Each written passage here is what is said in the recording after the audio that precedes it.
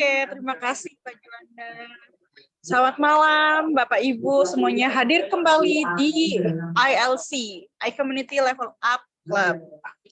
Kali ini kita akan berbicara tentang bisnis retail, bagaimana cara meningkatkan bisnis retail bersama ahlinya tentu saja, Ibu Naomi Tobing. Selamat malam Bu. Selamat malam, Kak Devin. Aduh, dibilang ahli, jadi saya agak pressure nih kalau dibilang ahli. Nah, tapi sebelum kita masuk ke pemateri, seperti biasa, saya akan menjelaskan sedikit tentang iCommunity. Apa sih iCommunity itu? Baik, sebentar. Oke, selamat datang Bapak Ibu di iCommunity. Kami punya tagline, Share Network, Grow Network. Berbagi relasi, perbesar rezeki.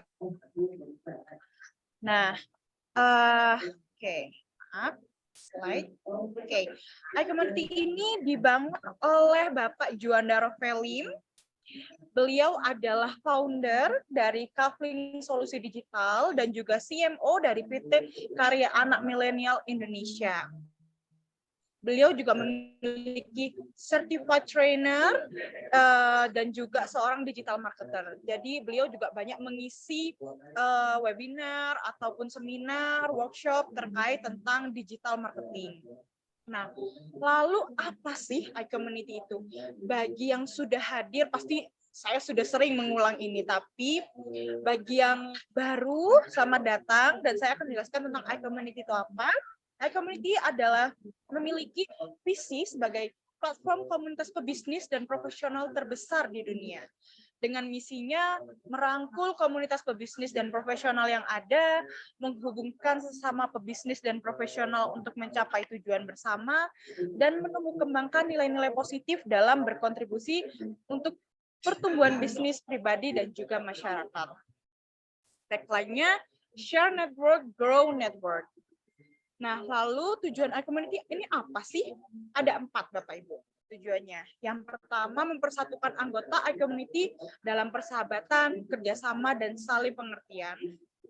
Yang kedua, mengembangkan semangat kolaborasi antar anggota. Jadi, bagi yang punya bisnis, Bapak Ibu bisa saling berkolaborasi untuk semakin meningkatkan bisnis Bapak Ibu menjadi yang lebih baik. Seperti itu. Yang ketiga, ada menanamkan nilai positif dalam dunia bisnis dan profesional. Dan yang keempat, membangun platform bagi komunitas pebisnis untuk profesional, untuk belajar, bertumbuh, dan berkembang melalui learning research, business matching, dan referral. Kami punya kode etik, Bapak Ibu. Yang pertama kami adalah para pebisnis dan profesional yang bekerja keras, bekerja pintar, dan bekerja sama. Dan yang kedua, kami mengedepankan nama baik dalam melakukan usaha dan mengutamakan kolaborasi antar sesama anggota tanpa menjadikan anggota lain sebagai target jualan ataupun berkompetisi secara tidak sehat. Dan yang ketiga, kami sadar bahwa dengan berbagi relasi, maka akan memperbesar rezeki bersama. Karena itu, kami siap untuk berbagi relasi atas dasar saling mendukung. Keempat, kami berperilaku positif dalam berkomunitas, melakukan segala aktivitas dengan berlandaskan niat baik. Dan yang terakhir, bila kami melanggar kode etik di atas, kami bersedia ditegur, diperingatkan, bahkan diberikan sanksi. Nah, begitu perkenalannya tentang iCommunity, Bapak Ibu pasti sudah tidak sabar mendengar bagaimana presentasi dari Ibu Naomi Tobing terkait bisnis retail. Ada yang sudah punya banyak para pebisnis yang hadir pada malam hari ini? Mungkin bisa raise hand.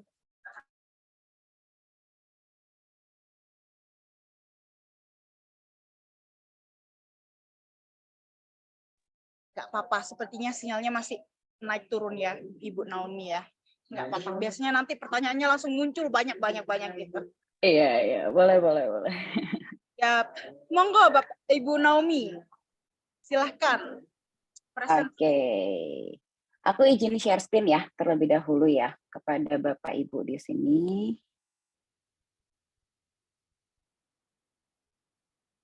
Oke, memaksimalkan penjualan bisnis retail. Mungkin sebelumnya saya perkenalkan diri dulu.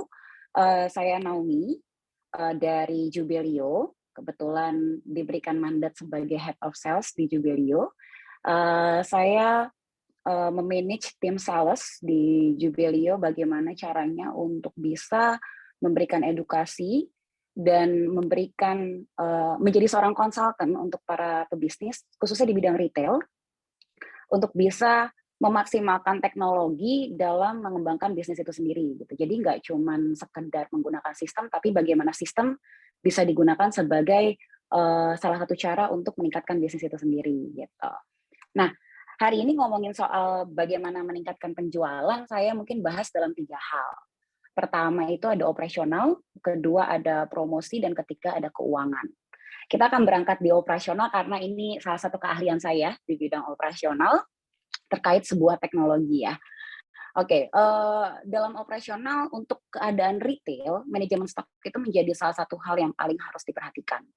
Karena bagaimana cara kita mengatur, menjaga, dan mengakomodirkan barang-barang yang kita punya, stok dari kita punya. Nah, ini meliputi beberapa hal. Yang pertama ada pesanan barang, ada penyimpanan barang, kemudian ada pelacakan barang, dan pemantauan barang.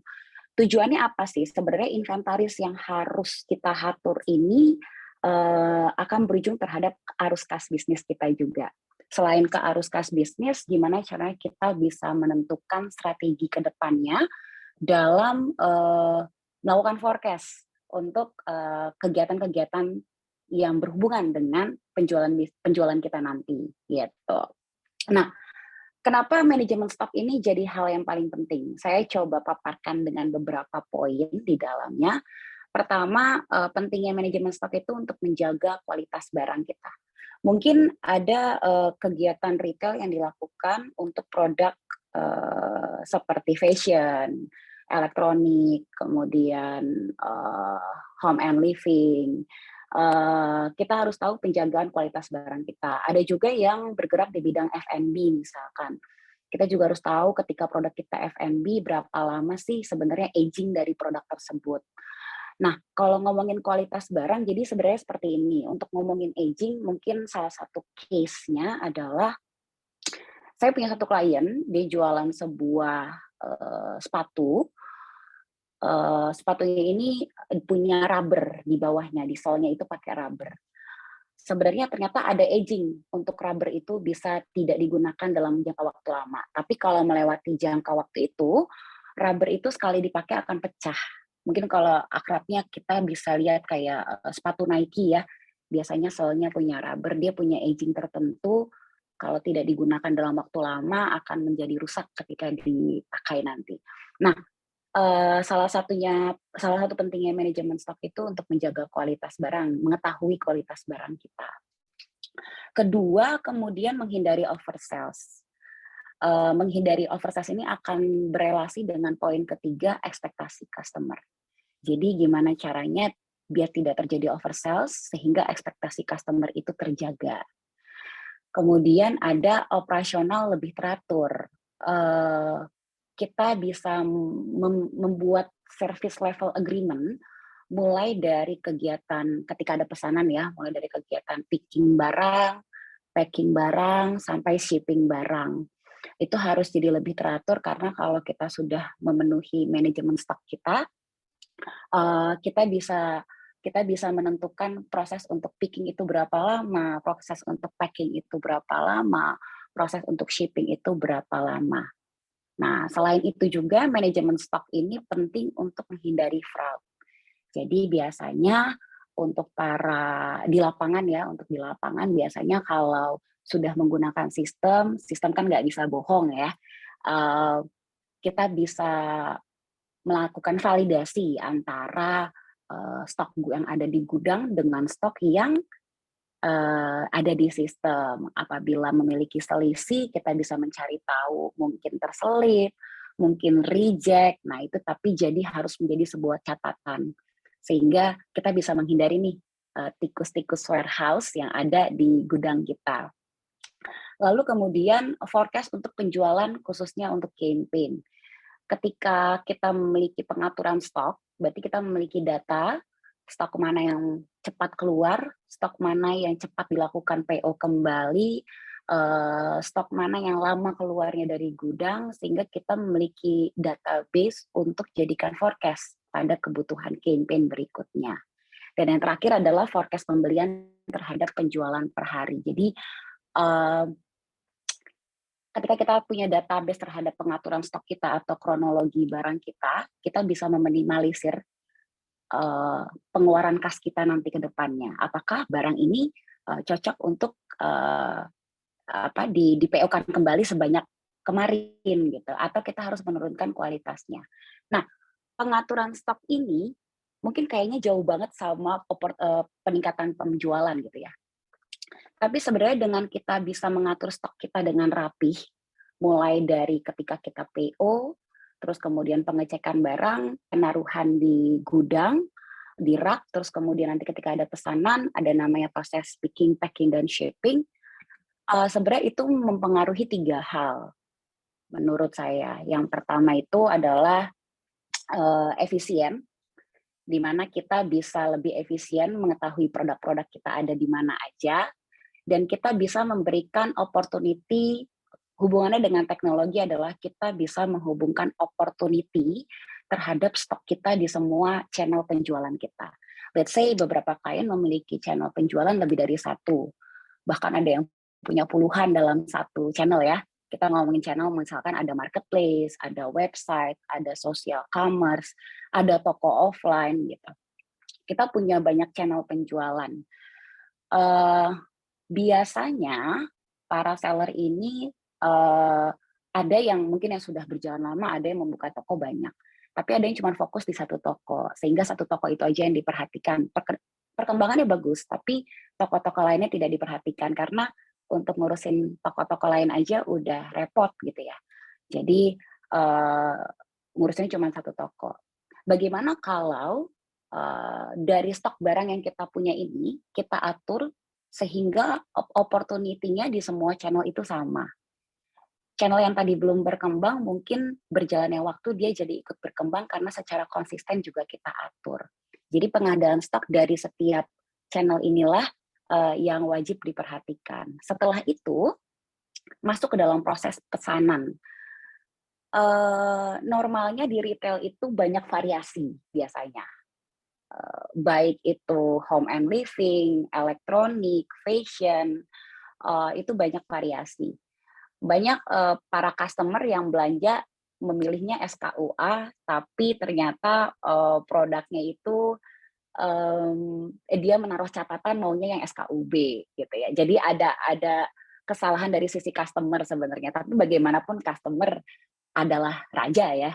Jadi gimana caranya kita harus menservis mereka lah, pesanannya tetap harus kita jalankan gitu. Tapi kita nggak boleh salah karena dia udah berekspektasi saya taruh catatannya warna merah, meskipun saya pilihnya warna kuning gitu. Nah, jadi ketika kita proses picking, packing, dan shipping, gimana cara kita mengambil memenuhi pesanan itu secara tepat yang pertama. Berarti harus adanya validasi di dalam gudang. Ketika ada pengambilan, kita harus validasi dan sebagainya. Kemudian setelah itu, setelah ada validasi, sebelumnya adalah harus cepat juga. Cepat itu maksudnya adalah untuk dunia retail itu sangat dinamis, baik online maupun offline. Kita dituntut untuk cepat bergerak.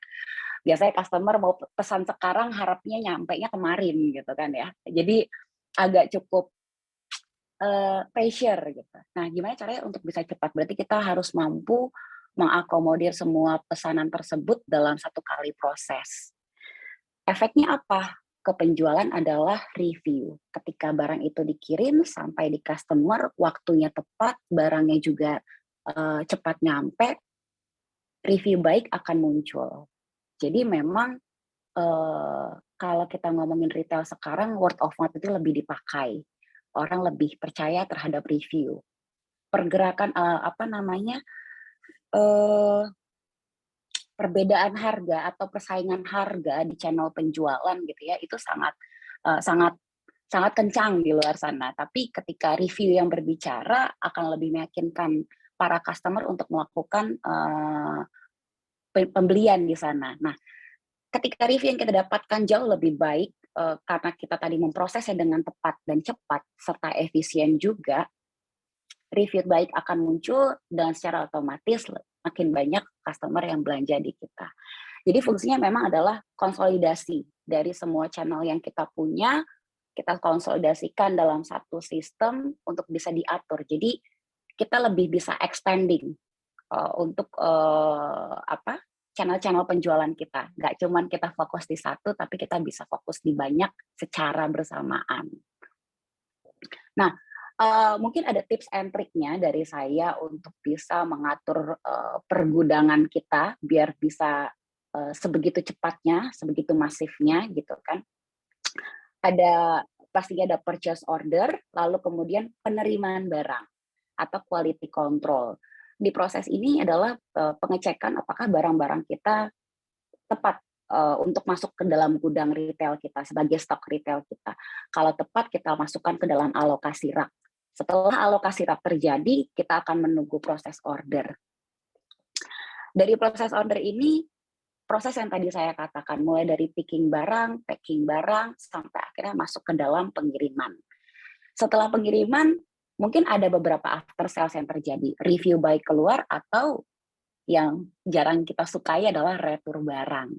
Ketika ada retur barang, bagaimana penyelesaiannya? Kita harus cek kembali barang yang diretur apakah sebagai stok yang cukup baik untuk dijual kembali atau tidak gitu ya. Ketika memang cukup baik, kita akan masukkan lagi ke gudang. Atau misalkan tidak baik atau reject misalkan. Tapi reject-nya sangat minor. Kita masukkan lagi ke gudang dan kita bisa gunakan sebagai produk yang di-flash sale-kan dengan catatan bahwa produk ini minor reject gitu. Jadi masih ada beberapa barang yang mungkin masih bisa dijual dan jadikan opportunity penjualan nantinya. Jadi biar nggak terlalu sia-sia, kita bisa lakukan penjualan kembali. Tapi pastinya dengan catatan kita harus mengatakan kepada customer bahwa barang ini minor reject seperti itu. Makanya dijual jauh lebih murah daripada harga biasanya. Dan yang terakhir adalah stock of name. Ini hal yang penting banget untuk dilakukan para pebisnis di kalangan retail ya, di mana kita harus cari tahu apakah barang yang ada di sistem sudah sesuai dengan barang yang ada di fisik. Bisa dilakukan secara daily atau secara periodik atau dilakukan secara annual. Biasanya sih kalau di lapangan saya dapetinnya secara periodik ya, 3 bulan sekali gitu. 3 sekali dalam 3 bulan. Nah, tujuannya emang untuk penyesuaian, biar kita bisa tahu apakah barang-barang kita sebenarnya saldo stok kita ada berapa, gitu. Nah, strategi tadi untuk meningkatkan penjualan itu bisa dibantu dengan salah satu strategi teknologi yang dikatakan sebagai omnichannel. Jadi omnichannel itu pusatnya adalah mengintegrasikan. Kita punya banyak channel di luar sana, bagaimana cara kita mengakomodir semua channel itu, tapi hanya dalam satu sistem aja, mulai dari katalognya, mulai dari katalog, stok, pesanan, akuntingnya, sampai ke daftar laporannya sekalipun. Salah satunya adalah Jubelio. Nah, mungkin saya boleh ceritain sedikit soal Jubelio. Jubelio ini salah satu sistem omnichannel yang bisa mengintegrasikan banyak channel di luar sana, baik secara offline maupun secara online. Jadi dua kapasitas metode bisnis tersebut bisa diatasi, bisa diintegrasikan. Fungsinya adalah mempermudah, mengefisiensikan cara kerja kita. Mungkin kalau kita punya banyak channel, kita harus punya banyak admin. Kita juga harus punya banyak customer service. Kita harus punya banyak orang untuk yang satu ngitung stok, yang satu picking, belum lagi kalau orderannya banyak yang pickernya harus banyak gitu ya. Dan mengatasi yang adanya human error. Balik lagi memang sistem untuk mengatasi hal-hal yang mungkin tidak bisa terlihat secara kasat mata. Secara validasi barang, terus kemudian pengecekan barang kembali, kronologi barang jual, dan database. Gimana cara kita menggunakan database kita untuk bisa mengakomodir usaha kita sehingga atau memprediksikan forecast ke depannya sehingga kita nggak terlalu salah dalam mengambil sebuah keputusan. Contoh, ngomongin database dari sistem omnichannel adalah ketika semua channel terintegrasi dalam satu sistem, berarti kan semua aktivitas penjualan kita ada dalam sistem tersebut. Berarti semua daftar penjualan, barang, margin, dan segala macamnya akan ada di database. Ketika kita mungkin berangkat dari online dan mau ke offline, dan kita buka salah satu, kita mau rencana buka offline, tapi kita have no idea kita harus buka offline di mana. Dari data penjualan yang kita punya itu kita bisa tarik. Kita bisa tahu paling banyak produk kita terjual di kota mana. Karena tadi semua pesanan sudah masuk dalam satu sistem. Kita bisa tahu kota mana paling banyak penjualannya. Setelah kita sudah tahu kotanya paling banyak di mana, kita harus tahu juga produk mana yang paling laku di daerah sana. Dan kembali lagi ke dalam pendapatan kita, produk mana yang marginnya paling tinggi dan paling laku di daerah sana. Nah, dari produk-produk tersebut baru kita kaitkan dengan produk-produk pendukungnya. Seperti apa sih produk-produk pendukungnya? Misalkan salah satu klien saya punya produk menstrual cup yang biasa digunakan oleh wanita ketika mengalami datang bulan. Awalnya hanya berjual menstrual cup, punya toko offline, kemudian dia pairingkan menstrual cup-nya dengan produk baru seperti underwear. Jadi itu salah satu yang cukup berelasi ya.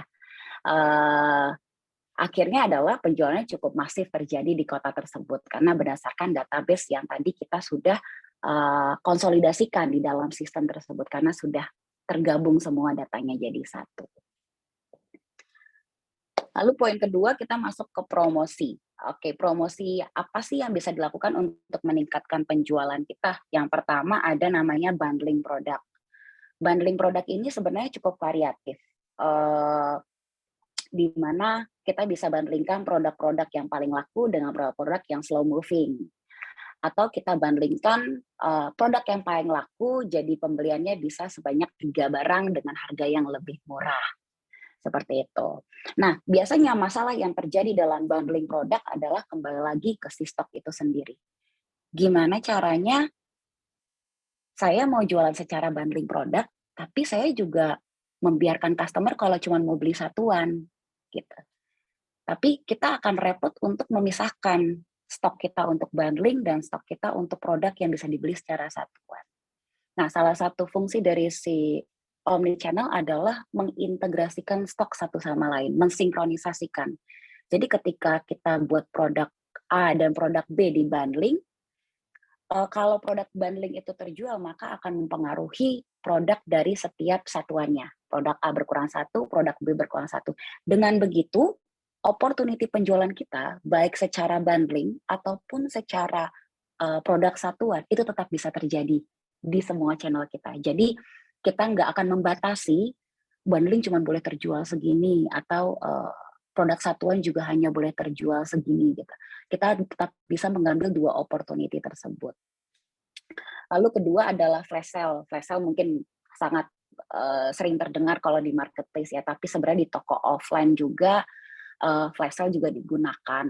Biasanya memang seasonal, entah di hari-hari raya atau menyambut tahun baru ya, bagaimanapun kita coba untuk berbaur dengan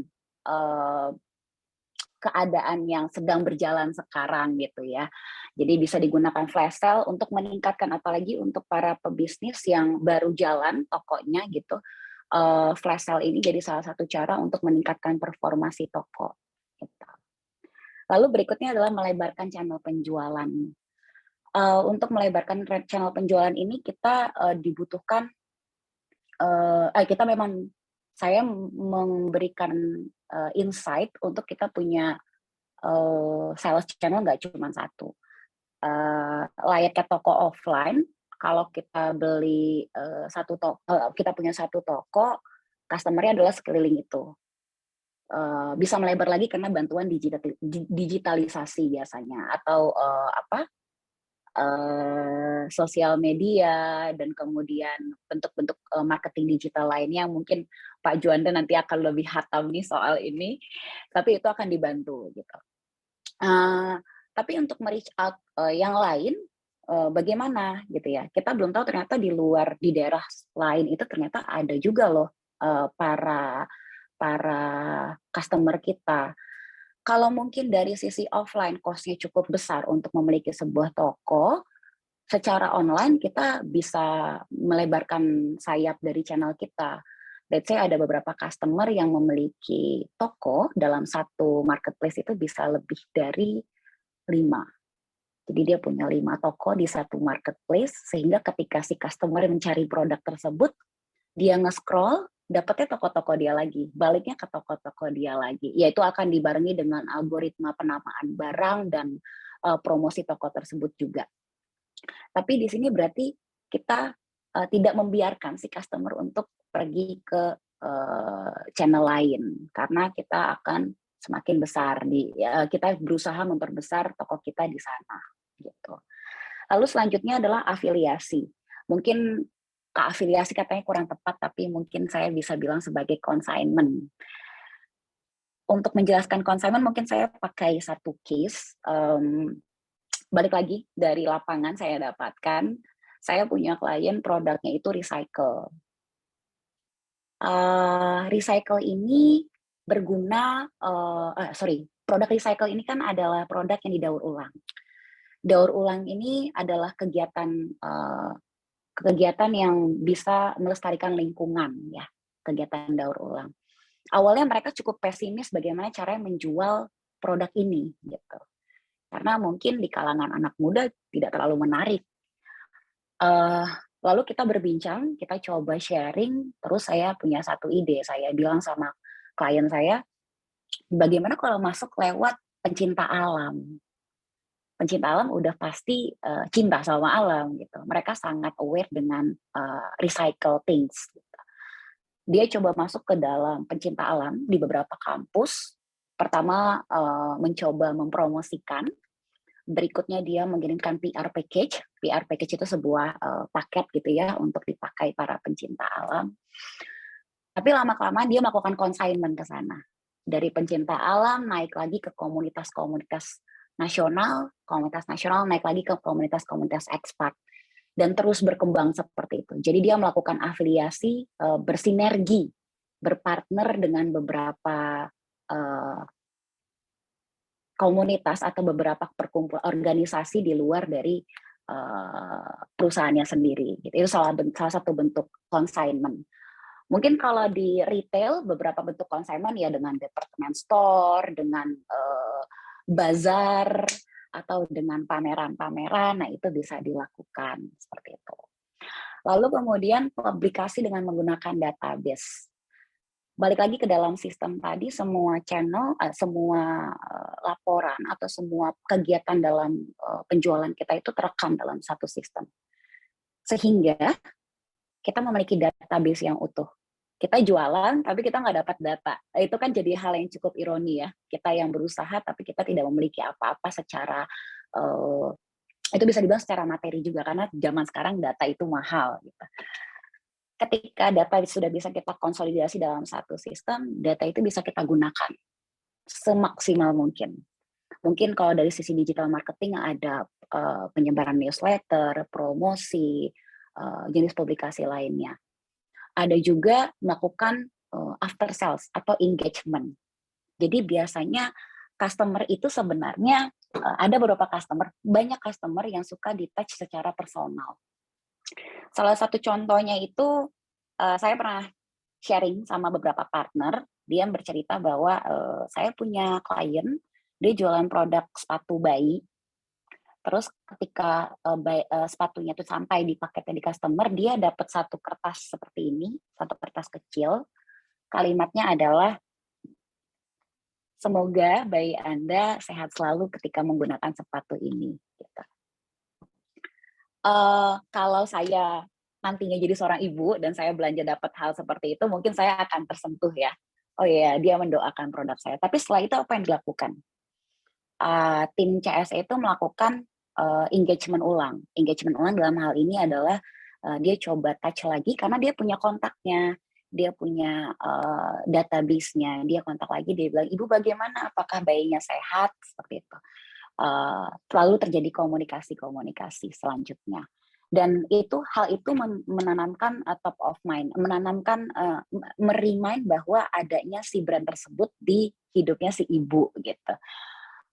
Tergantung terhadap pembelian kedua atau repetition order itu bisa dilakukan mungkin dengan pemberitahuan terhadap promosi yang sedang berlangsung, atau kita mungkin sudah punya channel penjualan sendiri, Bu, kita sudah ada website, kita ada promo kalau menggunakan website sendiri dengan kode voucher seperti ini.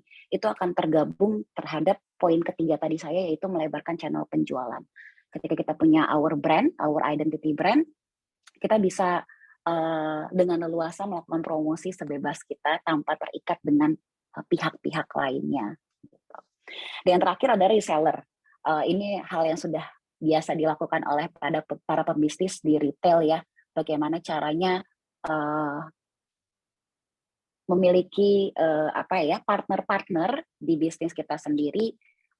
Cuman yang suka dilupai oleh para pebisnis itu adalah awards. Jadi kalau kita punya reseller tapi kita nggak engage reseller kita, itu jadi salah satu hal yang jadi kurang gitu strateginya Bapak Ibu menurut saya.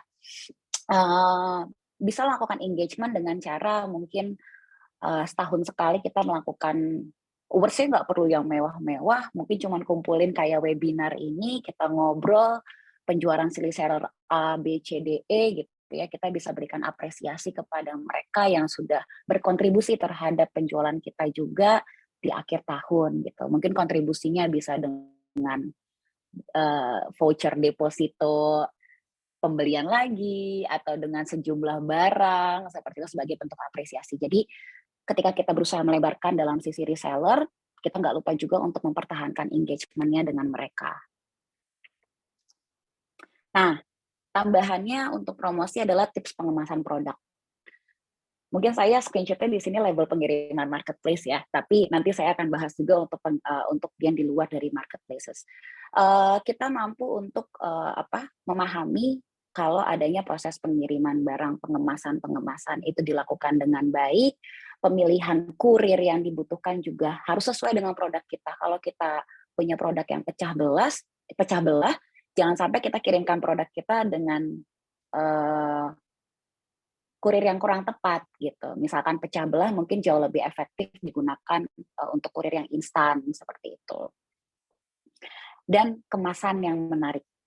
Ini contohnya. Jadi saya kemarin sebelum presentasi saya cari tahu kemasan-kemasan menarik. Salah satunya ada klien saya di sini dari 3 foto ini. Jadi gimana caranya packaging kita menarik? Karena Bapak Ibu mungkin customer kita nggak cuma anak muda ya, ada juga yang sudah mature gitu ya. Tapi percayalah, anak muda seperti saya sangat tertarik dengan packaging yang cukup unik. Kalau kita lagi di sebuah acara, semua orang pakai baju merah, terus salah satu ada yang pakai baju biru, pasti atensi kita akan ke yang baju biru. Atau ada satu titik noda di dalam satu kertas putih, kita akan punya atensi ke titik hitam, titik noda tersebut. Begitu juga dengan packaging. Ketika kita belanja di banyak toko, baik secara online maupun offline ya, kita belanja di banyak toko, kita dapat packagingnya ya sama aja.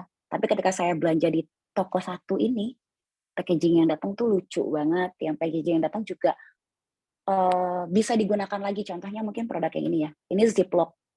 Nah biasanya para traveler ini pasti suka pakai ini nih buat traveling ya, yang Ziploc seperti ini. Ini menambahkan kesan dari sisi customer. Lebihnya lagi kalau mereka melakukan word of mouth atau seperti apa namanya ya Pak Ibu ya, reposting lagi, ngasih tahu oh ini packagingnya sangat lucu dan segala macam seperti itu salah satu cara untuk menarik mereka sehingga memberikan memberikan kepuasan dan menambahkan review, balik lagi menambahkan review di toko kita atau word of mouth-nya bagus di orang-orang sehingga kita mendapatkan atensi lebih. Seperti itu. Bisa juga dibarengi dengan kartu ucapan seperti thank you card dan lain-lainnya. Yang terakhir adalah keuangan. Nah, kalau keuangan ini gimana caranya bisa meningkatkan penjualan kita adalah penjualan kan nggak cuma jumlah ordernya yang makin banyak, Tapi gimana cara kita juga bisa memonitoring cash flow kita. Kronologi HPP jadi salah satu hal yang harus kita perhatikan ketika bulan ini kita membeli produk dengan kuantiti sekian dan harga dengan sekian, terus bulan depan kita menambahkan kuantiti kita sudah punya ballpark. Kita udah punya ballpark barang harusnya harga ini bisa jadi berapa gitu. Jadi kita punya data-data yang bisa kita jadikan bahan negosiasi kepada para supplier seperti itu. Lalu dari sisi keuangan ada yang kedua yaitu konsolidasi data. Konsolidasi data sebenarnya tadi aku udah sempat jelasin di depan dan jadi kehilangan lagi. Sekarang mau ngomong apa terhadap konsolidasi data, tapi yang jelas kita nggak cuman harus jualan doang, tapi lebih dari itu adalah gimana caranya kita menggunakan semua hal yang sudah kita lakukan past this year, past this month yang sudah kita lakukan itu kita serap kembali untuk diri kita sendiri juga, untuk usaha kita sendiri. Lebih bagus lagi kalau kita bisa sharing sama yang lain. Bagaimana konsolidasi data ini dilakukan, mulai dari sisi penjualannya, produknya, kemudian laporannya, lalu fun fact yang bisa terlihat, mungkin kita jadi tahu, oke, kalau di masa Lebaran produk hijab seperti ini loh yang paling laku, produk hijab yang seperti ini loh yang lebih bisa digunakan, yang lebih sekarang lagi diterima, yang lagi in dan segala macam. Nah ini akan mempengaruhi forecast kita ke depannya. Dan yang terakhir adalah pengecekan kembali terhadap hasil pendapatan kita. Saya pernah dikatakan oleh salah satu pebisnis di luar sana, dia berkata seperti ini, untuk jadi orang yang jualan itu ada 2 metode, dia bilang gitu sama saya, dan ini selalu saya ingat sampai sekarang. Ada yang sebagai pedagang dan ada yang sebagai pebisnis, dia bilang seperti itu. Kalau pedagang itu cuman hitungin keuntungannya aja. Tapi kalau pebisnis ini dia jauh lebih detail. Dia akan melihat pergerakan cash flow-nya, dia akan cek juga hal-hal apa yang harus diinovasikan, dia juga akan lihat perkembangan-perkembangan di luar sana dan dia mau berinvestasi terhadap bisnisnya sendiri. Jadi bukan cuma mendapatkan tapi juga mau mengeluarkan untuk mendapatkan hal yang lebih. Ya mungkin salah satu caranya juga adalah bagaimana kita menginvestasikan waktu kita. Waktu di mana seperti acara ini kita ngumpul bersama untuk saling sharing, untuk bisa dapetin hal yang lebih. Ini waktu kita kan akan kita gunakan untuk di sini, tapi ternyata bisa berkembang dari hari ini untuk kedepannya lagi.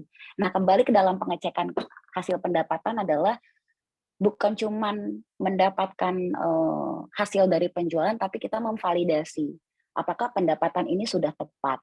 Hal mana yang harus kita cek kembali, atau ada hal yang harus kita revisi kembali, atau ada strategi kita yang masih kurang tepat, atau ada barang yang terjual salah harga. Nah ini yang harus kita lakukan pengecekan kembali. Karena saya cukup banyak berkecimpung di dunia retail online, mungkin ini salah satunya yang bisa saya paparkan dalam pengecekan kembali, di mana nilai yang terdaftar, yang tercreate, yang terrecord di dalam sistem harus sesuai dengan nilai yang dicairkan juga nantinya. Ketika ada selisih, kalau selisihnya surplus mungkin satu hal yang bisa dibanggakan gitu ya. Tapi ketika minus kita harus cari tahu. Surplus pun kita harus cari tahu. Surplus ini dari mana yang membuat kita bisa kaya terhadap strategi untuk bisa menghasilkan surplus seperti ini loh ke depannya. Seperti itu. Jadi para pebisnis kurang lebih seperti itu yang bisa saya paparkan. Mungkin saya kembalikan ke moderator. Terima kasih.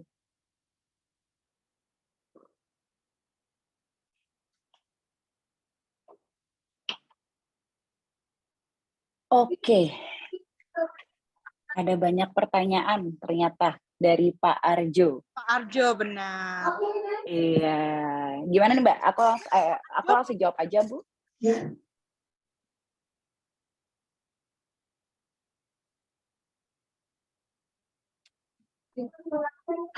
Dijawab dulu mungkin ya, yang di chat ya. Oke, boleh. Aku jawab yang di chat ya.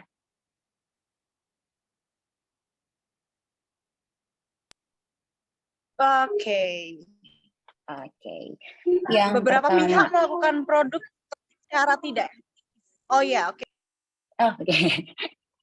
Mungkin delay kali suaranya ya, Bu ya. Jadi akunya kurang nangkep tadi. Jadi bisa saya mulai, Ibu? Mungkin. Boleh silakan. Oke, sip. Bagaimana cara mengatur ketersediaan barang di gudang dengan tepat dan efektif? Karena kalau terlalu banyak barang tapi kurang laku belum tentu merugikan perusahaan, bahkan bisa menguntungkan. Apakah perlu menggunakan artificial intelligence software? Cara mengatur ketersediaan barang di gudang dengan tepat dan efektif. Aku ulang lagi ya. Kalau kurang laku belum tentu merugikan. Betul, bahkan bisa menguntungkan. Benar, Pak. Benar, bisa menguntungkan juga. Apakah perlu menggunakan? Oke, artificial intelligence ya Pak ya, untuk software ya. Sebenarnya untuk artificial intelligence software itu bisa digunakan, tapi ada juga Pak beberapa beberapa software di luar sana yang mengeluarkan data-data terhadap pergerakan barang.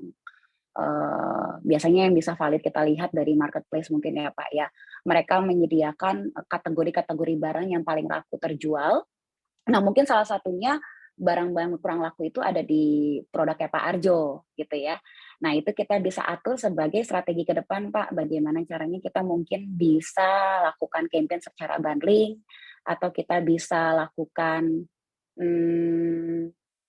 penjualan harga coret seperti itu Pak, kurang lebihnya. Atau mungkin kita bisa offer itu ke beberapa afiliasi kita atau consignment kita gitu. Jadi mungkin tidak laku di pasar kita tapi bisa laku di reseller atau di consignment lain seperti itu. Lalu apakah data penjualan di masa lalu selalu tepat untuk prediksi penjualan di masa depan? Karena kadang prediksi berdasarkan data di masa lalu bisa meleset, betul Pak. Saat ada satu hal viral sehingga pihak lain malah ambil untung. Seperti apa tips dan trik menyusun strategi penjualan yang agile, mudah menyusunnya secara otomatis berdasarkan dinamika. Oke, biasanya Pak kalau yang saya tahu di sebuah sistem itu per 90 hari Pak. Per 90 hari data itu bisa digunakan untuk forecast ke depannya. Kalau memang yang per tahun, biasanya cukup digunakan untuk keadaan-keadaan yang seasonal seperti itu. Tapi seasonal juga kita harus mulai beradaptasi terhadap pergerakannya digital, yang dimana cukup masif berkembang si digital ini. Jadi harus kita samakan dengan itu juga sih. Beberapa pihak melakukan produk marketing secara tidak etis, misalnya dengan menggunakan sentimen sara, dan terbukti bisa meningkatkan penjualan. Walaupun di sisi lain merugikan banyak orang. Bagaimana kemudian melawan cara-cara tidak etis ini supaya tidak merugikan? Apakah dengan mengemas produk secara lebih baik atau seperti apa? Untuk sara ya Pak ya. Ya, sebenarnya untuk sara ini di beberapa tempat yang sudah terwadahi, itu sudah tidak bisa dilakukan lagi sih Pak. Beberapa tempat yang terwadahi ya. Tapi kalau yang belum terwadahi mungkin kayak seperti di offline store, di Facebook seperti itu ya. Tapi kalau kita ngomongin di marketplace itu masih bisa dihandle. Nah, untuk menghindari sara ini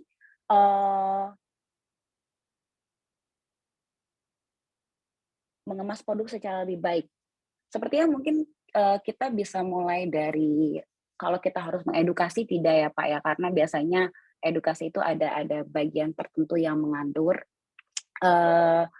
Yang pertama pasti kita nggak ikut-ikutan Pak dengan cara sara ini. Terus kemudian mengemas produk lebih baik itu sebenarnya tidak terlalu menolong Pak dengan cara seperti itu, tapi yang menjadi catatan adalah mungkin kita tidak perlu untuk mengikuti hal seperti itu. Dan ketika memang merugikan, mungkin penjualannya bagus Pak, tapi apakah itu cara yang benar untuk berjualan? Seperti itu kan balik lagi tadi visi misi dari iCommunity juga adalah tidak merugikan orang lain gitu ya. Nah kemudian Tapi kalau merugikan banyak orang, nah oleh karena itu mungkin kita tidak perlu lagi untuk ke arah sana seperti itu. Problem dengan otomatisasi manajemen stok adalah butuh investasi yang cukup besar, di mana banyak perusahaan dan UMKM tidak punya kemampuan finansial. Bagaimana menyiasatinya? Apakah dengan share resource dengan perusahaan lain sesama anggota asosiasi, komunitas, atau seperti apa? Oke, sebenarnya untuk program otomatisasi manajemen stok ini sudah cukup affordable, Pak. Karena perkembangan dari dunia retail itu cukup masif, jadi sekarang teknologi banyak mengakomodir dengan harga yang lebih affordable gitu. Ada yang dengan sistem subscription, ada yang sistem dengan token. Kalau dengan token saya rasa jauh lebih efektif ya. Jadi segitu penjualan yang terjadi, segitu yang dia bayar ke sistem tersebut. Jadi jauh lebih affordable, Pak. Kalau zaman dulu mungkin program otomatisasi stok itu subscription per tahun dengan harga puluhan juta dan lain-lainnya. Tapi kalau sekarang sudah banyak yang lebih equal gitu. Berapa banyak yang terjadi aktivitasnya, begitulah yang dibayarkan. Jadi tetap bisa masuk ke dalam budgeting perpesanan kita seperti itu. Kurang lebih seperti itu, Pak Arjo, terhadap tanggapan saya. Mungkin saya belum cukup eksplor lebih lanjut gitu, Pak. Mohon maaf apabila masih kurang dalam penjawabannya, Pak Arjo.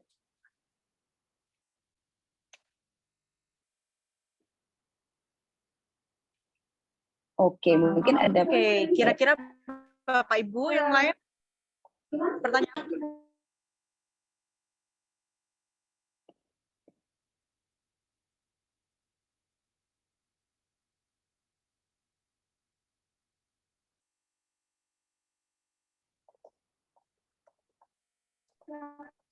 Ada pertanyaan lain Bapak Ibu? Mungkin kalau misalnya masih malu-malu buat buka video langsung, bisa chat boleh, masih boleh.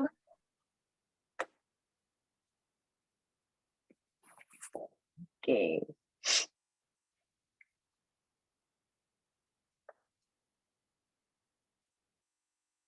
Kak Devintia biasanya memang apakah tadi ketika presentasi harusnya kita langsung bisa jawab pertanyaan Kak Devintia? Atau memang prosesnya adalah saya paparan dulu baru kita bisa tanya jawab? Saya terdengar. Mbak Naomi, Iya, boleh Pak. ikut melengkapi Mbak Naomi? Boleh, Pak. Monggo, Pak. Silahkan.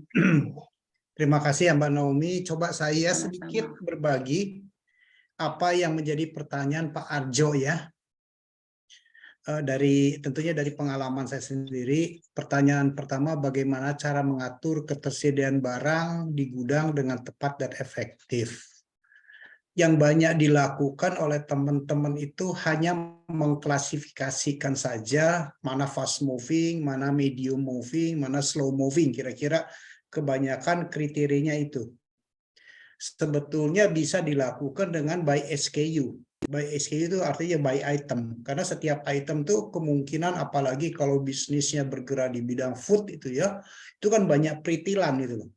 Banyak peritilan sehingga, atau contohnya kosmetik gitu ya, kosmetik yang dekoratif, contohnya apa, kutek, kemudian shadow, itu kan coloringnya kan sangat variatif sekali.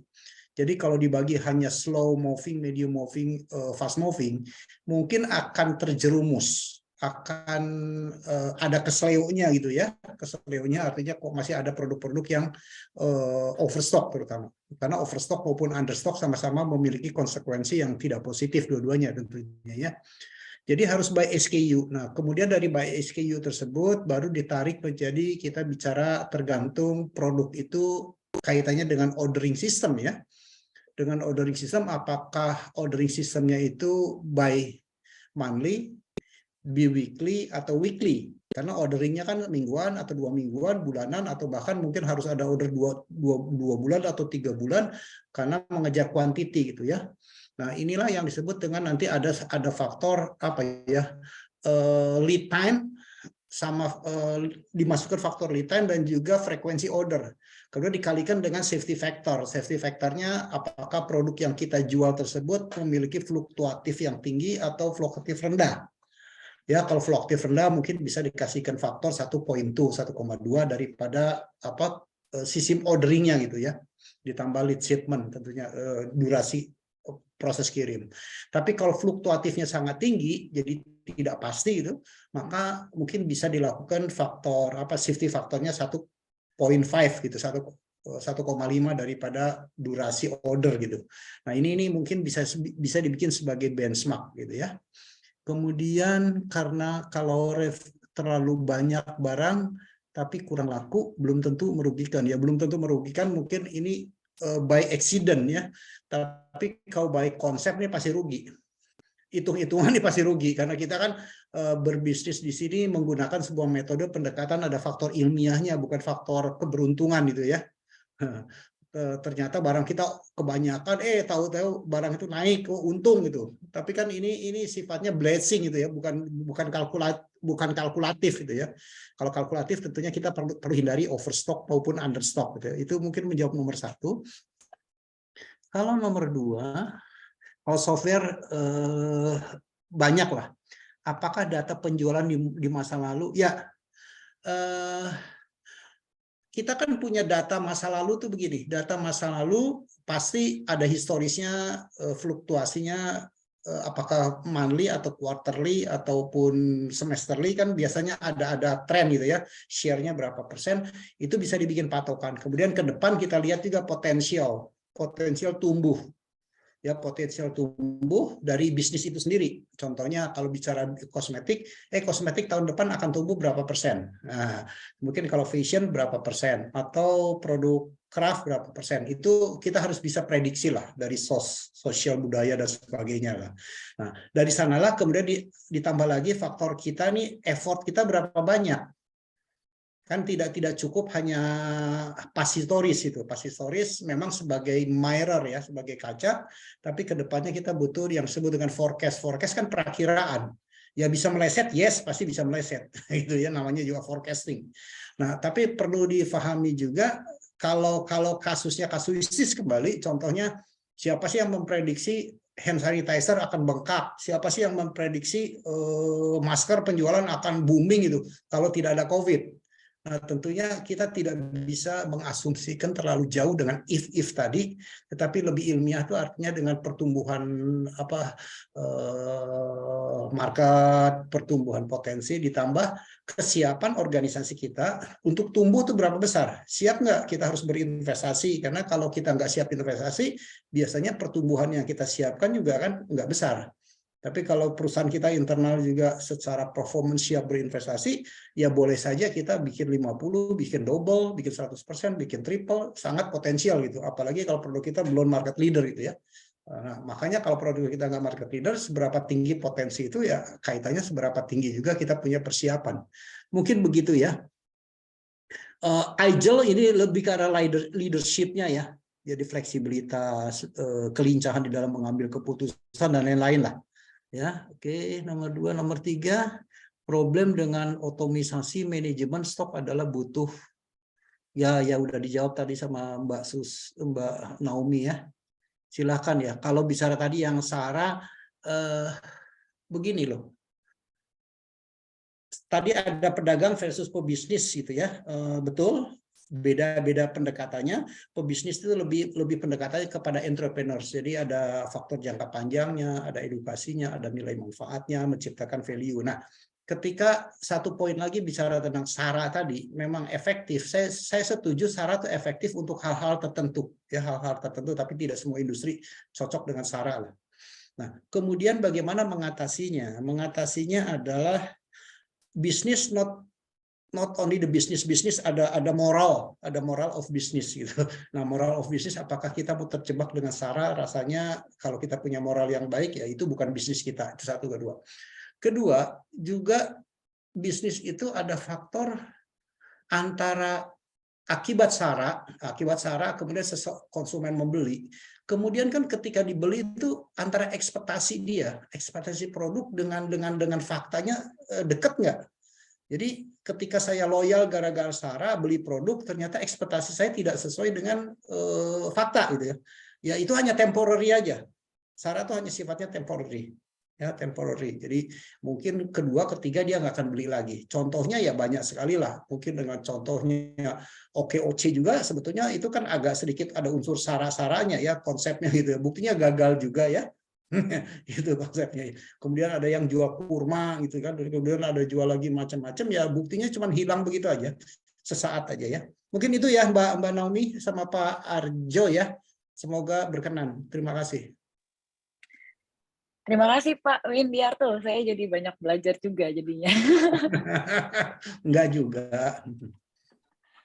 Ya betul. Kalau tadi mungkin aku agak sedikit menanggapi Pak Windiarto dari sisi pengaturan ketersediaan. As I know itu kan ada beberapa produk yang memiliki batch number ya Pak ya, expired date gitu ya Pak ya. Jadi salah satu hal, apakah itu juga jadi salah satu, jadi saya nanya Pak, saya maaf ya Pak, apakah itu jadi salah satu pengukuran terhadap pengaturan ketersediaan barang kita dari sisi expired date, karena kan nggak semua produk tanpa expired date seperti itu. Ya betul-betul. Ya, expired date menjadi satu pertimbangan tersendiri, tapi ujung-ujungnya kan ya, expired date kan ujung-ujungnya harus dikaitkan dengan frekuensi pembelian ya. Betul. Apakah mau seminggu sekali, apakah pengiriman setiap hari, gitu kan, bisa saja pengiriman ke yang tiap hari dikirim, ada seminggu 2 kali, ada seminggu sekali, ada 2 minggu sekali, nah tergantung. Nah, expired date ini akan dikategorikan di dalam ordering sistemnya, frekuensinya ada di mana. Ya, maka ketika expired date itu punya tenggang waktunya pendek, gitu ya, kemudian produk itu lakunya juga kita bisa ukur, maka ordering sistemnya yang harus ngikutin itu ya.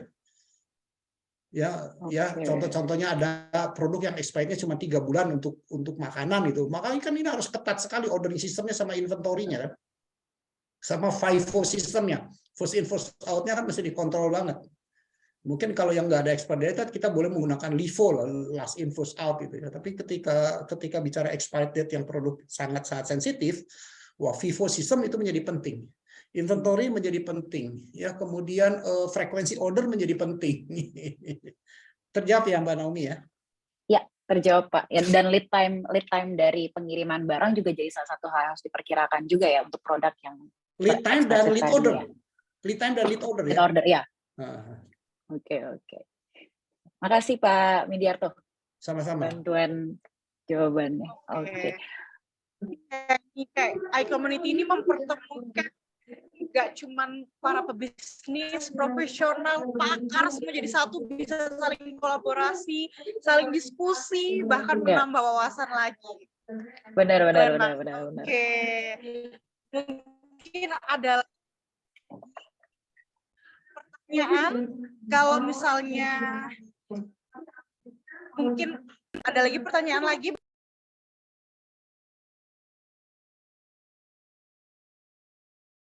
Kayaknya orang-orang udah pada mulai paham, apalagi ditambah penjelasan dari Pak Windiarto tadi, semakin oke, kayak oh gitu maksudnya. Jadi sampai mereka oke, suara saya nggak jelas ya kayaknya.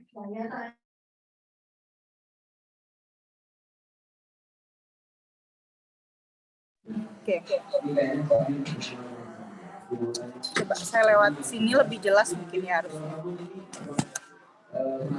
Maaf, ini saya nggak tahu saya harus ngomong berapa kali, tapi kalau misalnya kita ngomongnya lewat online pasti selalu ada aja hambatan kayak gitu. Oke. Kalau sudah Bapak Ibu nggak ada pertanyaan lebih lanjut, saya akan tutup ILC pada malam hari ini. Tapi saya akan memberikan informasi tentang iCommunity yang akan diadakan minggu depan. Oke, saya share screen dulu ya.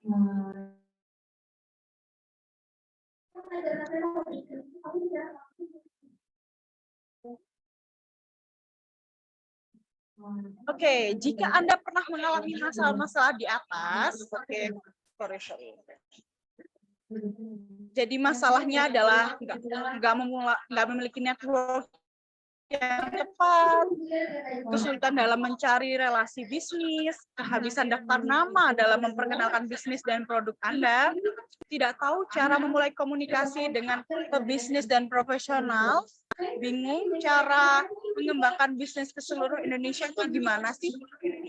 Kalau misalnya Anda pernah mengalami permasalahan tersebut, nggak perlu khawatir. Workshop, udah ikut event, udah ikut seminar, bahkan ikut komunitas, tapi kenapa kok masih belum bisa menyelesaikan masalah tersebut ya? Berarti Anda harus mencoba cara yang satu ini, yaitu berkolaborasi, berbagi relasi untuk memperbesar rezeki bersama iCommunity, yaitu sebuah komunitas dan platform digital tempat para pebisnis berinteraksi dan berkolaborasi bagi kemajuan bisnis. Ada 3 alasan kenapa Anda perlu join Valuable Community. Yang pertama yaitu ada akses networking, ada akses learning seperti pada malam hari ini.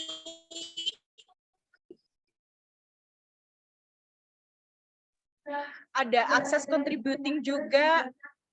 Nah, kemudian ada benefit yang kedua ya, yaitu quality leads. Yaitu yang pertama leads to customer baru, ada reseller baru juga, dan juga customer retention. Nah, ini yang paling disukai, yaitu benefitnya low cost. Kenapa sih kok low cost? Karena nggak perlu biaya iklan. Yang kedua, word of mouth. Dan yang ketiga, konten premium untuk upgrade skill. Terus kenapa sih kok iCommunity ini berbeda daripada komunitas yang lainnya? Karena bisa membantu para pebisnis dan profesional memiliki berbagai macam kolaborasi. Nah, karena iCommunity ini bukan cuma sekedar komunitas biasa yang cuma berkumpul, tapi kita punya berbagai macam program, Bapak Ibu. Kami juga punya berbagai macam kerjasama yang bisa menunjang para member untuk bisa mendapatkan berbagai macam skill baru. Selain itu, selain skill baru juga berbagai macam kayak hadiah-hadiah menarik khusus untuk para member. Yang tadi saya jelaskan, yang pertama ada ILC, yaitu iCommunity Level Up Club pada malam hari ini, seperti malam hari ini. Yang kedua ada iCommunity Business Matching.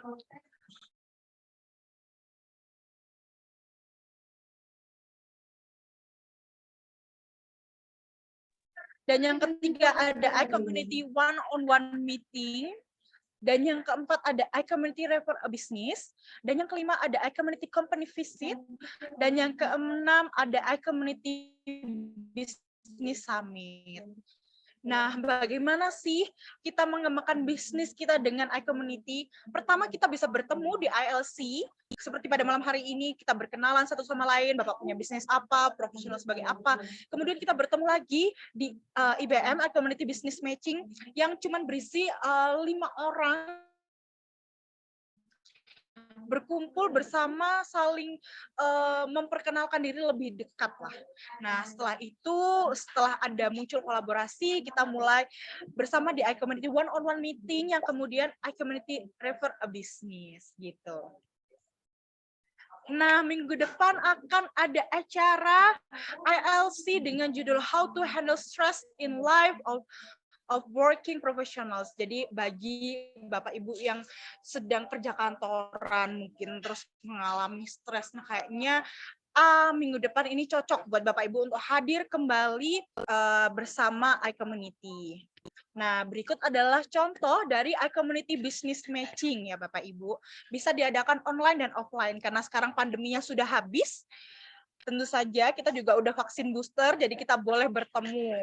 Biasanya acaranya diadakan di resto boleh, di hotel juga boleh, dan di berbagai macam kota Bapak Ibu. Tenang aja, nggak cuma di Jakarta. Di Tangerang bisa, Surabaya bisa, Jogja bisa. Selalu pantau websitenya iCommunity. Nah, selain itu juga jangan lupa Bapak Ibu untuk follow media sosialnya kita. Yang pertama ada Instagram, iCommunity Official. tadi barusan ada yang nge-story, langsung saya repost. Ibu Januar malam ini yang hadir. Terima kasih Ibu. Kemudian ada YouTube-nya, dan YouTube ini adalah semua LLC akan kita masukkan ke dalam YouTube. Jadi Bapak Ibu yang ketinggalan atau tadi datangnya pas setengah jalan gitu, tenang aja, nggak akan ketinggalan. Oke, terima kasih banyak Bapak Ibu yang telah hadir malam ini. Semoga LLC pada malam hari ini bermanfaat untuk Bapak Ibu semuanya. Dan juga terima kasih banyak Ibu Naomi Tobing sudah hadir. Jangan kapok untuk datang kembali. Sama-sama.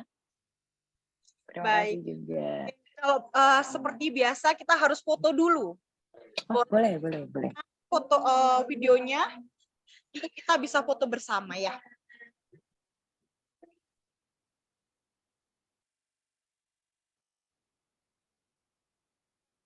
Oke, halo Pak Riyadin. Halo Bapak Zeta. Bapak Aman. Oke, kita foto dulu. 3, 2, 1, senyum. Oke. Oh, Pak Sulaiman. Oke, sudah. Terima kasih banyak. Kita ucapkan terima kasih juga kepada Ibu Naomi yang telah hadir pada malam hari ini. Terima kasih banyak, Ibu Naomi. Terima kasih juga community, salah satu wadah. Mungkin saya nextnya mau ikut Bu Naomi udah professional sharing. stress. Tepuk tangan. Mungkin saya nanti mau ikut ya Pak, yang professional stress ya Pak ya. Sepertinya saya butuh Pak. Siap. Oke, kita sama-sama ucapin thank you yuk teman-teman untuk Bu Naomi. Thank you Bu Naomi. Terima kasih Bu. Atas waktunya malam ini Bu. Salam sehat semuanya untuk kita semua. Ya, saya akan close ya dalam 3, 2, 1. Thank you all.